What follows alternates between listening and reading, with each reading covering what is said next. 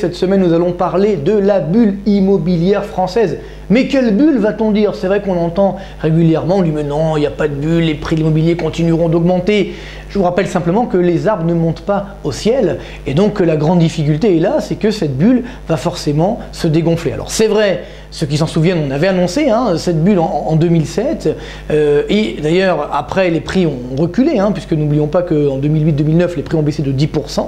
Et puis grâce ou à cause de la baisse des taux d'intérêt pendant la crise, eh bien la bulle s'est reformée, les prix des logements anciens ont redémarré, ça a même flambé notamment à Paris et dans la région parisienne et ça a atteint des niveaux complètement, je dirais, stratosphériques. Alors c'est vrai que on nous sert le discours habituel qu'on avait d'ailleurs entendu, si vous vous souvenez, pour les plus anciens, au début des années 90, en disant que les prix ne peuvent pas baisser dans l'immobilier parce que c'est une valeur refuge, que comme tout s'écroule autour de nous, il faut bien se réfugier sur quelque chose, que globalement pour la retraite, là aussi, l'immobilier c'est une valeur sûre.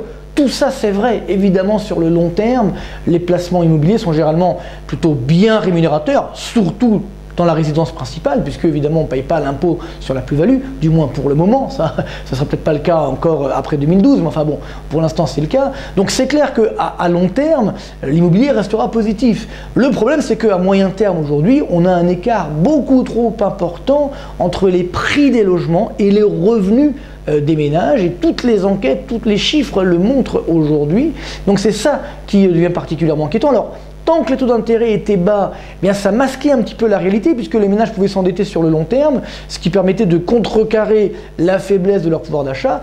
Et maintenant que les taux d'intérêt augmentent et surtout qu'ils vont encore augmenter dans les prochains mois et les prochains trimestres, alors là évidemment on va avoir une meilleure corrélation entre les prix des logements et les revenus des ménages et la richesse créée en France. Et donc il faut s'attendre à une baisse des prix relativement importante. Alors d'abord en douceur, autour des 5 à 10% d'ici un an, et puis après 2012, si évidemment on augmente encore les dépenses publiques, alors là, ce sera encore plus dangereux puisque les taux d'intérêt flamberont davantage et là, on peut atteindre des niveaux de baisse de l'ordre de 20% des prix des logements. Donc, c'est bien ça qu'il faut aujourd'hui intégrer dans ces arbitrages d'investissement. Alors, quelqu'un qui va habiter dans sa maison, qu'il va acheter, pourquoi pas, quoique les prix sont très élevés, mais il faut s'attendre à ce que sur les 2-3 prochaines années, on ait, je dirais, un ralentissement, plutôt même une baisse, je dirais, des prix assez significative. Donc ce sera à ce moment-là le moment de revenir, mais pour le moment, c'est dommage, je dirais, d'enregistrer une moins-value, même potentielle, sur l'immobilier français. Donc il faut également, aujourd'hui, faire très attention à ce qui peut se produire sur les prix de l'immobilier en France,